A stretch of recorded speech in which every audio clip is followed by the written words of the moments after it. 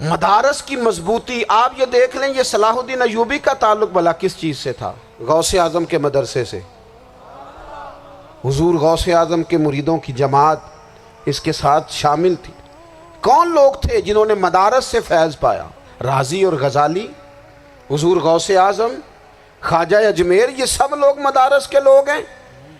کمزوریاں ہیں، غلطیاں ہیں، بہت ساری چیزوں کی اصلاح کی ضرورت ہے، لیکن یہ دین کا بہت بڑا قلعہ ہوتا ہے مدرسہ، لیکن اس کی مخالفت کی جاتی ہے۔ مجھے بتائیے، اگر مدرسوں میں کمزوریاں ہیں تو کالجوں یونیورسٹیوں میں نہیں ہیں؟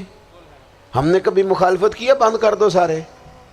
لیکن لوگوں کا جب خیال آتا ہے، جب ہمارے ایک سابقہ وزیر صاحب تھے سر راہ، کسی دعوت میں میری ان سے ملاقات ہو گئی تو انہوں نے کہا مدرسوں کا کردار کیا ہے آج کے ماحول میں؟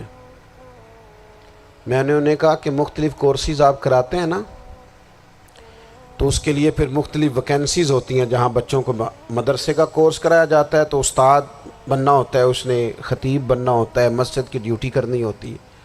میں نے کہا آپ بالکل کوئی حکومت سرپرستی نہیں کرتی، لیکن اللہ کا فضل ہے، کبھی آپ نے کوئی مسجد سنی ہے جس میں جمعے والے دن مولوی نہ ملا ہو جمعہ پڑھانے کے لیے؟ کبھی آپ کو رمضان میں ایسی مسجد ملی ہے جس میں قرآن مجید سنانے کے لیے حافظ نہ ملا ہو؟ یہ ہو سکتا ہے کسی حافظ کو مسجد نہ ملے۔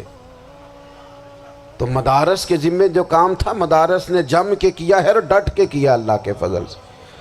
اور مدارس کے لوگوں کو بھی کمزور نہیں پڑنا چاہیے، کبھی کسی وزیر مشیر مالدار کے روب میں نہیں آنا چاہیے، قطعاً نہیں۔ کیوں؟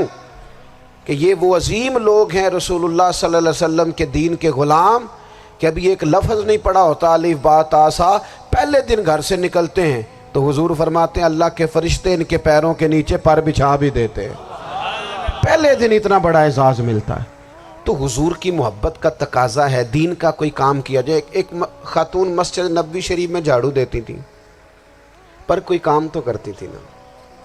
اور کس مسجد میں؟ جہاں 70,000 فرشتے صبح آتے ہیں 70 شام آتے ہیں، اس مسجد میں وہ خاتون جھاڑو دیتی تھی۔ بخاری ہے، جب ان کا انتقال ہو گیا صحابہ نے سوچا کہ حضور کو تکلیف ہوگی، بغیر بتائے جنازہ پڑھ دیا۔ حضور صبح تشریف لائے، تازی قبر دیکھی، اور محبوب وہ ہیں جو فرش پہ کھڑے ہو کے عرش کی خبریں دیتے ہیں۔ نبی پاک علیہ الصلوۃ والسلام نے فرمایا کہ مجھے اطلاع کیوں نہیں دی اس کے انتقال کی؟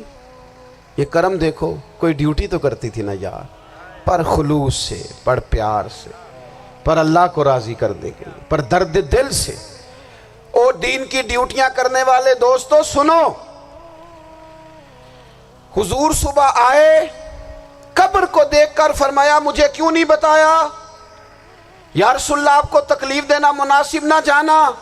تو قبر پہ کھڑے ہو کے حضور نے فرمایا صف بناؤ میں دوبارہ جنازہ پڑھاؤں گا، صف بناؤ میں دوبارہ جنازہ پڑھاؤں گا۔ کوئی ڈیوٹی تو۔ تیسرا تقاضا حضور کی محبت کا، سمجھو میں بس بڑی جلدی بات سمیٹنے لگا ہوں۔ حضور کی امت سے پیار کرو، یہ نبی پاک کی محبت کا تقاضا ہے۔ حضور اس بندے سے بڑے راضی ہوتے ہیں جو حضور کی امت سے پیار کرتا ہے۔ آپ کو پتہ ہے حضرت جبریل امین علیہ السلام نے معراج کی رات حضور علیہ الصلوۃ والسلام سے عرض کی تھی کہ اللہ کی بارگاہ میں عرض کیجئے گا میری بھی ڈیوٹی لگ جائے آپ کی امت کے ساتھ محبت کرنے پر۔ تو یہ کیوں کہا تھا انہوں نے؟ علماء نے لکھا اس لیے کہا تھا کہ حضرت جبریل بھی جانتے ہیں کہ حضور کی امت سے محبت کی بات کی جائے نا تو نبی پاک راضی ہوتے ہیں۔ امت سے پیار کرو گے نا، امت سے۔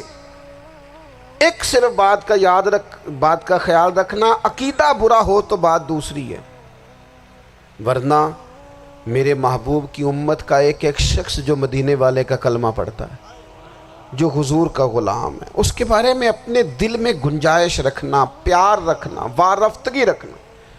اور دوستو یہاں لوگ کس طرح گروہوں کو، جماعتوں کو سپورٹ کرتے ہیں۔ نبی پاک نے اس امت کی کثرت پر فخر بیان کیا، اور حضور فرمانے لگے 120 صفیں جنتیوں کی ہوں گی، قیامت میں 80 صفیں صرف میری امت کی ہوں گی، میں کثرت امت پر فخر کروں گا۔ ان لوگوں سے پیار کرنا ہے، ان کے دکھ درد کو سمجھنا ہے۔ پتہ ہے آج کیا ہوتا ہے؟ آج ہمیں نا مختلف چھوٹے چھوٹے ملکوں میں بانٹ دیا گیا، تو ہم کسی دوسرے مسلمان بھائی کا درد نہیں محسوس کرتے، ہم گھروں میں نہیں محسوس کرتے۔